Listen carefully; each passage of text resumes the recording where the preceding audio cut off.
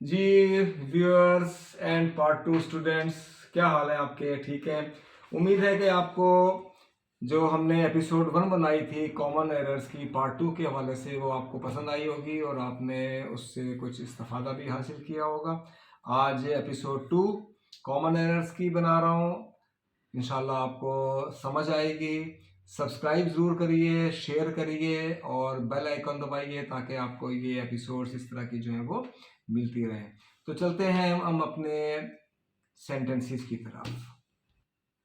जी students, तो हम सबसे पहले देखते हैं कि पहला सेंटेंस जो है when I go out the sun was shining. अब देखें हमारे पास इसमें दो क्लॉजेज नज़र आ रही हैं। एक नज़र आ रही है हमें व्हेन आई गो आउट और दूसरा है कि सन वॉज शाइनिंग।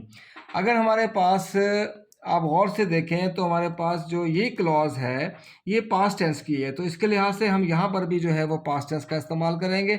यानी कि यहाँ पर हम क्या कर देंगे इसका past tense when I went out, when I went out the sun was shining।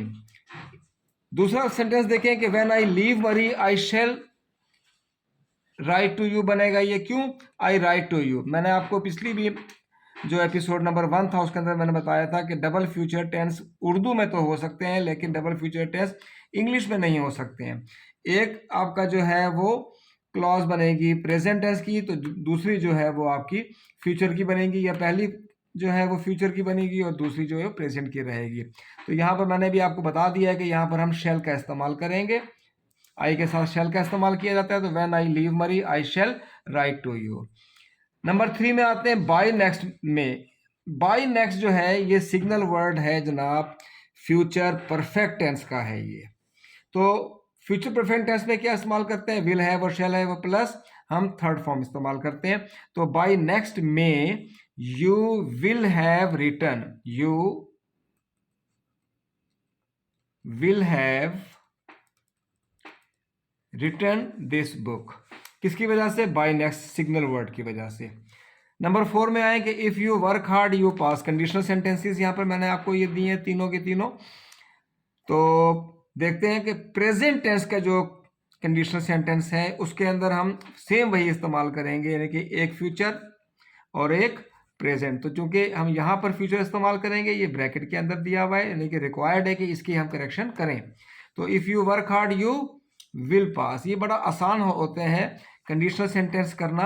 Sorry, you will pass, you will pass, क्योंकि यहाँ पर क्या है आपका प्रेजेंट टेंस है। अब नीचे वाले सेंटेंस में देखें यहाँ पर पास्ट टेंस नजर आ रहा है वर्ड, तो हम विल का क्या कर देंगे, यहाँ पर हम इसको हम पास्ट में चेंज कर देंगे। यहाँ पर आएगा वुड पास, ठीक है, यहाँ पर आएगा विल पास, ऊपर जो था यहाँ पर विल पास और यहाँ पर वुड, किसकी वजह से? पास्ट टेंस की वजह से। सिमिलरली नंबर 6 में देखें कि if you had work hard.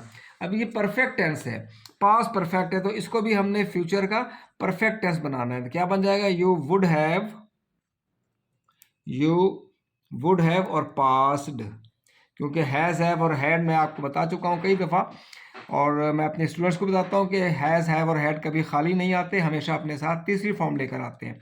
तो लिहाजा यहाँ पर क्या आएगा?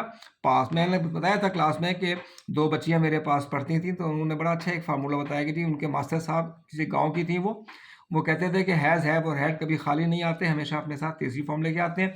तब से मैंने भी ये बताना शुरू किया है बच्चों को कि इनके साथ हमेशा तीसरी फॉर्म का इस्तेमाल होता है। उनकी बात मुझे बहुत अच्छी लगी थी। नंबर 7 में देखें, when we entered the room you write letter. अब यहाँ पर पास्ट टेंस आया हुआ है, when you entered the room, लेकिन जब तुम कमरे में दाखिल हुए, ये उस वक्त की बात हो रही है। कमरे में दाखिल होना पास्ट टेंस हो गया, तो यहाँ पर क्या होगा?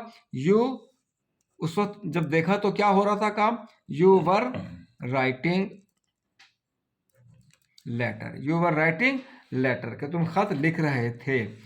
जैसे मैं कमरे में दाखिल हुआ था मैंने देखा था कि तुम उस वक्त खत लिख रहे थे, या कुछ और चीज़ भी आ सकती है, वो भी आप लिख रहे थे। Number 8, the maid servant wash the floor 10 minutes ago. मैंने बताया था कि अगो, या शायद अब बता रहा हूँ आपको मैं कि अगो जो है ये सिग्नल वर्ड है, ये भी पास्ट का। जिस तरह से लास्ट मैंने बताया था आपको कि वो पास्ट का सिग्नल वर्ड होता है, इस तरह अगो जो है ये भी सिग्नल वर्ड है पास्ट का। तो यहाँ पर क्या आ जाएगा? Wash the floor, wash the floor, second form of verb जो है वो इस्तेमाल हो जाएगी यहाँ पर। नंबर 9 में देखिए, he said that no further news. अब सेड जो है अगेन क्लॉज जो है पास्ट की है, तो इसको भी हम पास कर देंगे। बी का पास क्या बनेगा जनाब, no further news was received.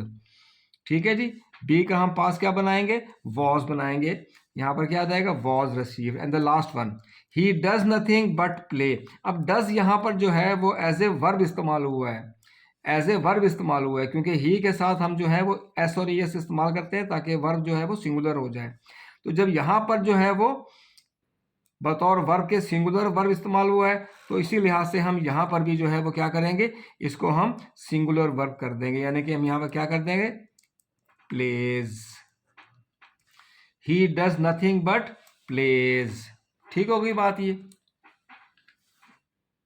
Ji student, तो उम्मीद है कि आपको आज की ये करेक्शन जो है ये समझ में भी आई होगी और आपको अच्छी भी लगी होगी। अपने कमेंट्स जो है वो देते रहे ताकि मालूम होता रहे कि आप लोग कितना इसको अंडरस्टैंड कर रहे हैं। इंशाल्लाह अगली वीडियो तक के लिए दीजिए इजाज़त। अल्लाह हाफिज़।